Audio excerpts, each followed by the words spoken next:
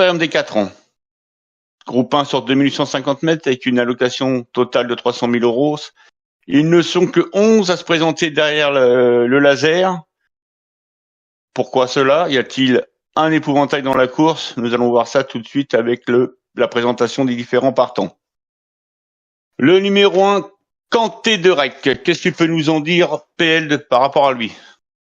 Alors, donc moi je peux en dire que j'ai eu l'entraîneur qui m'a indiqué qu'il profitait du faible nombre de partants pour participer, que ça serait compliqué évidemment de glaner un chèque dans ce genre d'épreuve n'ayant que 48 000 euros de gains, soit 10 fois moins que le numéro 11 qui part avec 508 000. Donc voilà, on va essayer de faire une course propre. Il a déféré des 4 pieds pour espérer en cas de défaillance de certains chevaux de prendre une petite allocation, mais ça sera très compliqué avant tout. Ouais, voilà. Donc, en résumé, on peut dire que sa participation, ils sont venus pour les photos du défilé et que sa tâche s'annonce très compliquée. Kurata Takeo. Alors l'écurie numéro Inferno, c'est écurie Umbra qui a changé de nom très récemment. Je pense que c'est une chance régulière dans cette course. Un cheval qui a été préservé. On ne sait pas trop où est-ce qu'il en est pour l'instant. On ne connaît pas sa vraie valeur en carrière de course. Pour moi, c'est un 4e, 5e, pas mieux. Ces lignes plaident pas forcément en sa faveur, battu par Kalinjol, Kamehameha dans le prix Charles Kerselin. Je lui vois pas une première chance. Pour moi, c'est un 4e, 5e, pas mieux. Knopfest de Val, le numéro 3. Ouais, alors femelle, ça sera la seule qui sera ferrée dans cette course. Ça sera aussi une des seules à pas avoir de carte. Je pense qu'on peut Je pense que c'est rayure intégrale. Le numéro 4, Knock on Wood, dépendant d'entraîneur en forme. Vas-y. Tous les chevaux du 4 au 11 ont la même valeur course. Ils ont tous 535 000 de mémoire. En tout cas, c'était le cas hier. Donc voilà, ça promet une belle course avec les 8 partants du bas de tableau. D'accord. Knock on Wood, dépendant d'entraînement d'un entraîneur très en forme qui vient de s'imposer. Il est souvent battu par les ténors de la génération. Je pense que ça s'annonce pas facile pour lui. Je lui vois pas une première chance. Pour moi, c'est être un 5-6e et pas mieux. Et après, il peut bénéficier de circonstances de course favorables, mais je lui vois pas une première chance. Ça me paraît compliqué également. Je vois pas une première chance. Il a déjà gagné ses galons d'étalon par Eddie Cash. Et voilà, je pense que là, sa deuxième place dans le groupe 2 démontre que il est limité face au tout meilleur. Donc plutôt pareil, je suis assez d'accord, 5-6e si ça se passe bien.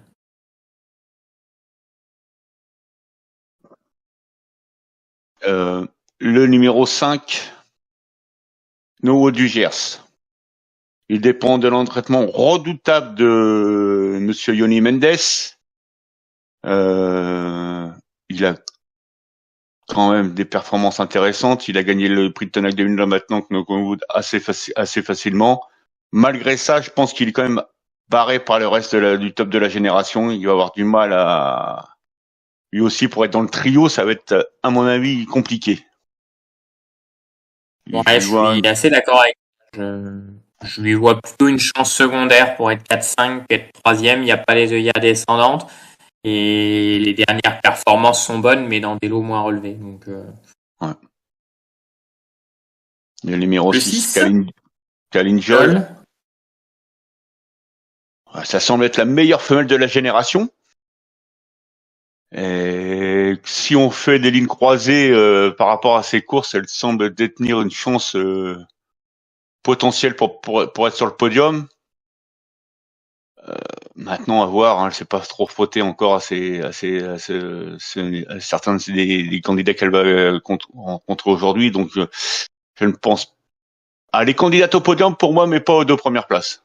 Elle peut être 3e, mais je la vois pas rentrer dans le jumelé gagnant de la course.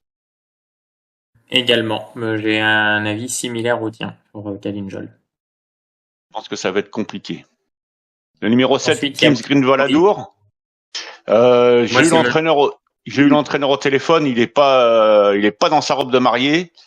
Sans ça, il aurait été prétendant au podium. Et là, je pense qu'il n'est pas du tout prétendant au podium. Je vous annonce un scoop. Je pense qu'il va être derrière, par exemple, Kinlover, qui l'a battu dernièrement. Je pense pas qu'il soit candidat au podium. Il est pas dans sa robe de mariée. Il est pas présenté forcément au mieux. 5 6e. 5 €, hein. 5 € quand même, hein. Donc là, grosse info, hein, Non, mais je vous préviens tout de suite qu'il est pas dans sa robe de mariée et qu'à mon avis, il sera pas dans le trio. Donc maintenant, vous faites Bon. ce que vous voulez, mais voilà. Ok. Il y a un petit problème de calendrier dans sa préparation. Bah, moi, je lui voyais une première chance. Donc là, ça m'a bien refroidi parce que du coup, moi, c'était mon Ah ouais, favori avec non, Kit Kat. non. Ok, Je pense ça que marche. Donc, bah, Kinlover d'ailleurs, sera de. la cote remonte, hein. Là, ça vient Oui, de remonter à 6,10 €. oui. Voilà. Calage de Calage des Bafo, Bafos, un fils du Goudéiolet, fille, du coup. fille du Une- Goudéiolet. Elle semble être Avec un plus à nom l'aise sur les pareil. courtes plus sur les courtes distances. Ça me semble être pas simple pour elle, hein, quand même. Puis le problème, c'est qu'elle fasse aucun artifice, a priori, hein. Enfin, en tout cas, là, Ouais, elle et est puis, équipée de un artifice. Donc, bon, moi, j'irai si on regarde ses performances, elle semble être plus à l'aise sur 2100.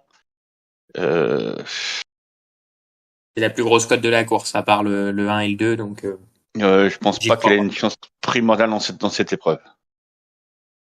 9. Delta Usca. Et Tahuska, c'est un crack. Il dépend d'une maison sérieuse et appliquée. Il a malheureusement, je crois qu'il a un problème d'artifice, ce cheval, si je me trompe pas. Alors là, il fait les œillères descendantes La et des descendante, bouches-oreilles, là. ouais, il lui met et il prend le risque de lui mettre le débouche-oreille pour essayer de battre Kit Kat.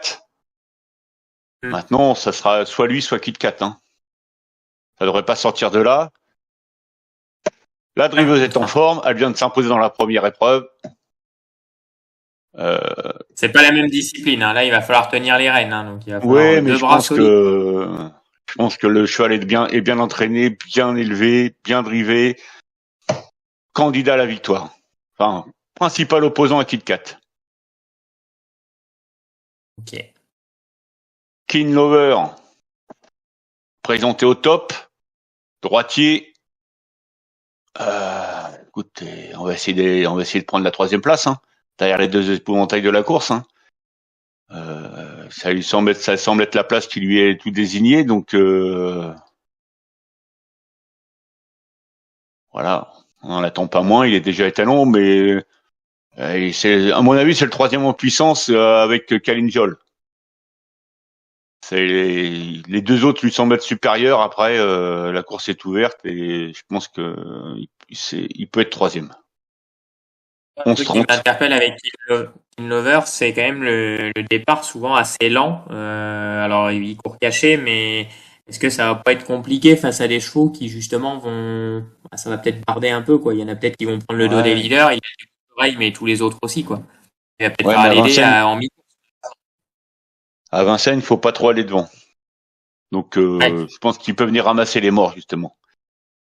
Le Ok. numéro 11, Kit Kat, c'est un peu le 7 pour ténor de 7 bonne c'est un peu le ténor de bonne du jeu. Il se présente invaincu dans le critérium des 4 ans. 7 courses, 7 victoires, que dire ça semble être un super crack. Maintenant, son duel avec le représentant de l'écurie Gorliès va être magnifique à suivre. Je pense qu'on va assister à une belle lutte et que le meilleur gagne des deux. Kit Kat semble avoir pris l'a toujours battu. Aujourd'hui, est-ce que ça peut s'inverser? Peut-être. Peut-être. En tout cas, Moi, je j'espère pense qu'on que Kit vivra Kat est aligné. Attends, je pense qu'on va vivre un grand moment de sport. Ça sera très, très intéressant, que la lutte va être farouche entre les deux. Maintenant, dans le Alberviel, il n'y a pas grand-chose entre les deux. Il faut voir.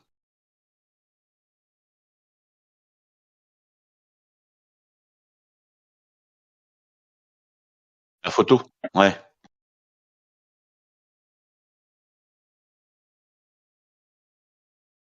Après, dans le critérium des 3 ans, il y avait plus d'écart entre les deux. Mais encore une fois, le critérium des 3 ans, comme le Perviot, c'est la même arrivée. Hein. KitKat 1, Kelsatz jusqu'à 2, Kinlover 3. Hein. Donc, le critérium des 3 ans de l'année dernière, où il y avait déjà du coup pas mal de chevaux de la course, hein, notamment KitKat, mais il y avait également Keltauska. Bon, on regrettera que Calamity Dairy Prey, mais il y avait Kinlover également. Donc là, on peut voir que sur le départ de la course, Keltauska avait pris l'avantage par rapport à KitKat, qui était parti à sa main. Kinlover était plutôt pas trop mal parti dans cette course-là. King's Dream Valadour était plutôt bien situé au début de la course. Il y avait Knockenwood qui était devant également, Kismil et Noël qui participent pas à cette course. Keltauska avait fait l'effort à mi-distance, à mi-parcours, pardon, pour essayer de prendre la tête. KitKat était encore en retrait à ce moment-là avec Kinlover, mais suivait bien. Kinlover a plafonné un peu en mi-course, ce que j'expliquais tout à l'heure. Moi, c'est le petit doute que j'ai, c'est que s'il part pas forcément très bien et qu'en mi-course, il arrive pas à refaire les premiers, ben, ça risque d'être compliqué. Il risque d'être mis assez rapidement dans le rouge. Ensuite, on voyait que KitKat avait accéléré pour attaquer l'écurie Gorlier et finalement, s'était détaché pour finir assez facilement et King's Dream, Valadour, Knockenwood et Kinlover finissaient dans la même ligne.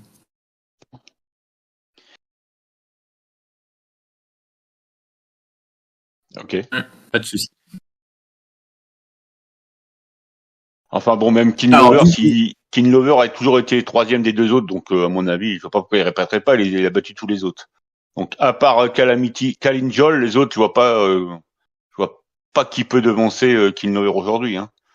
Alors, Voilà, tes préférences, Phil, si tu en avais 3 ou 4 mes à retenir. préférences, 11, 9, 10, 6. Dans l'ordre. 11, 9, 10 et 6. Ok. Et ben moi, ça sera 11, 9, 6 et... Bon, je vais quand même mettre le 7 parce que je lui voyais une première chance, même si ça m'a refroidi, mais je vais quand même mettre le 7. 11, 9, 6 et 7.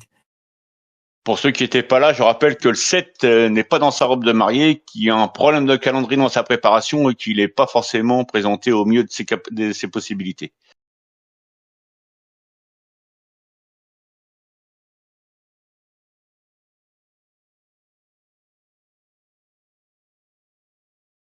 Ouais. Oui.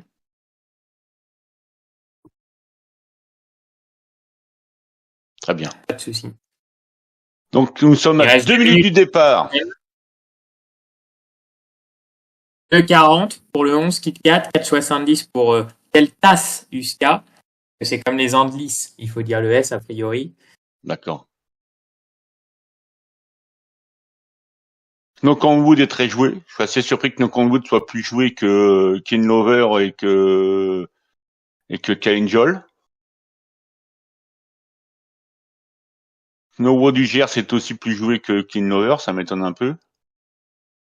Bah, d'ailleurs, Kinlover à la place, ça s'en mettre une affaire. Hein. Il n'est pas très joué. Là, Ioni a tenté de faire le doublé au niveau des critériums. 3 ans et 4 ans.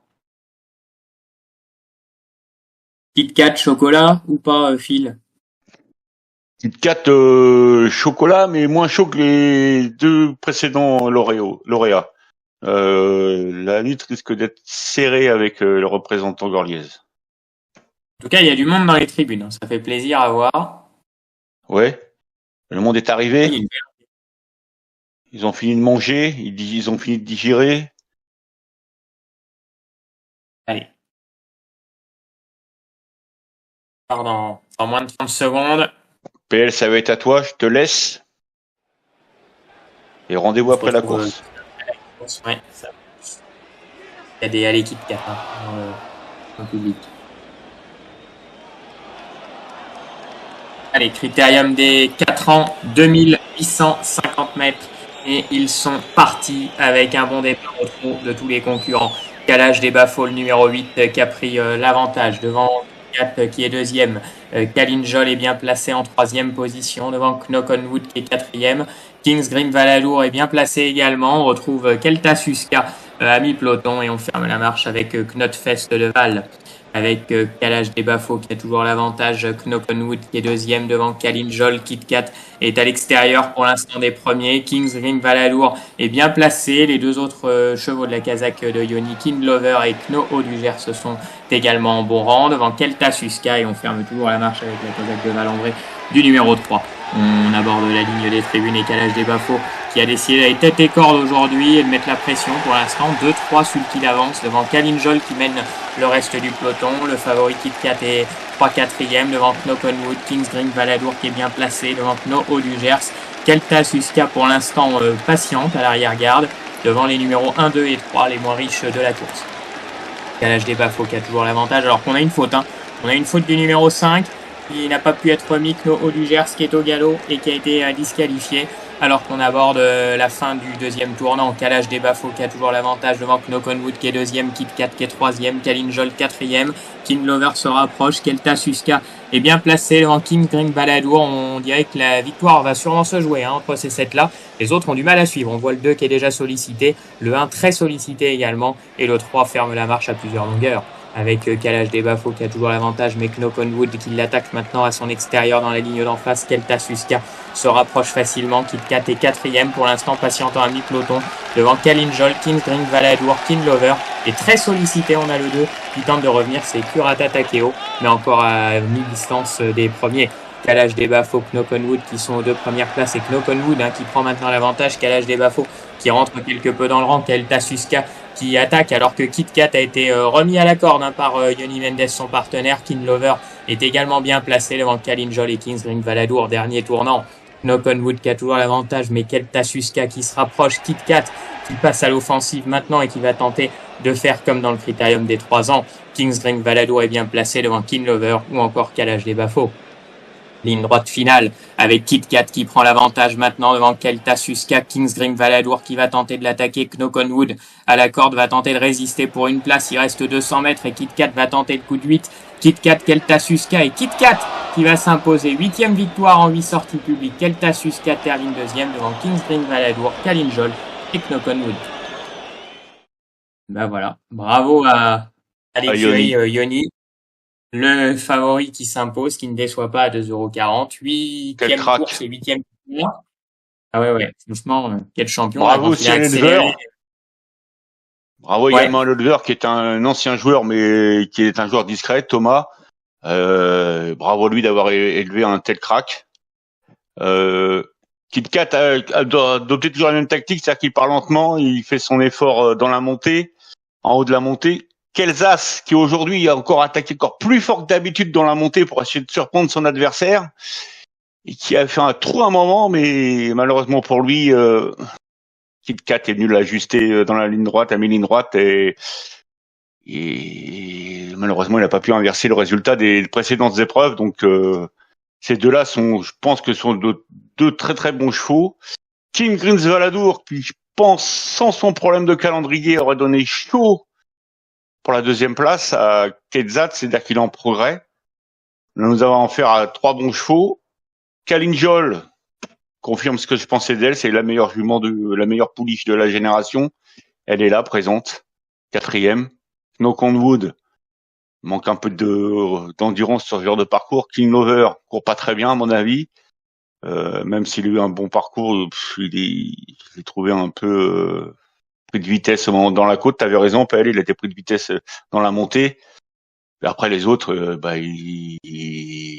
c'est un peu plus compliqué pour eux.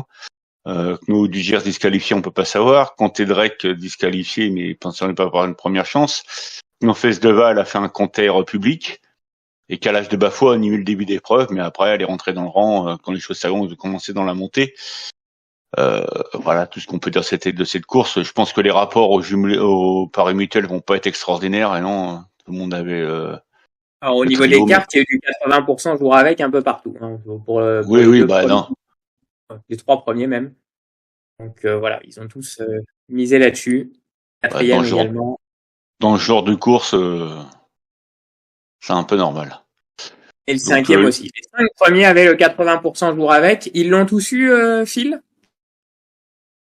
Ils l'ont tous eu. Les 7 premiers ont eu jour avec. Et ben voilà. Donc comme quoi, là, ça a équilibré les chances et les meilleurs ont gagné. Et là, si Voilà. on regarde, hein, c'est là que ça s'est joué. Hein, c'est à la sortie du tournant final. On a Kelta Huska qui a attaqué Kalash des Bafos quand pouvait plus que Knockonwood qui avait toujours l'avantage. Et là, quand Kit Kat et Kings Dream Valadour, qui est encore très loin, vont se rapprocher, le 11 et le 7, là, vivement, les autres ont eu du mal à suivre. Hein. Kalash des Bafos est rentré dans le rang. Knockonwood n'a pas pu garder mieux qu'une place. Kelta Huska est resté un peu dans son action. Et finalement, le 11 et le 7 ont fini très fort. Le 7, comme tu disais, Phil aurait pu avoir la deuxième place s'il avait été à 100%. Et à noter que le driver de Kelsas a tenté de jouer un coup de tactique en démarrant sèchement de la montée, un peu à la Jean-Michel Bazir pour surprendre Kit Kat. Mais celui-ci a réagi immédiatement et est venu revenir très vite dans son sillage et il a déposé très facilement l'entrée de la ligne droite. S'en allant acquérir un très facile succès, il continue ainsi à préserver son invincibilité 8 sur 8 à ce niveau. C'est quand même rare. Je sais pas si Dick Tech de Bren avait fait aussi bien.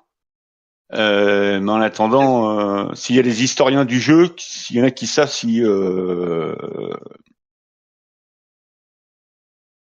En tout cas, bravo Yoni, bravo KitKat, et on se retrouve à 15h40 hein, pour le deuxième groupe 1, Critérium des 3 ans.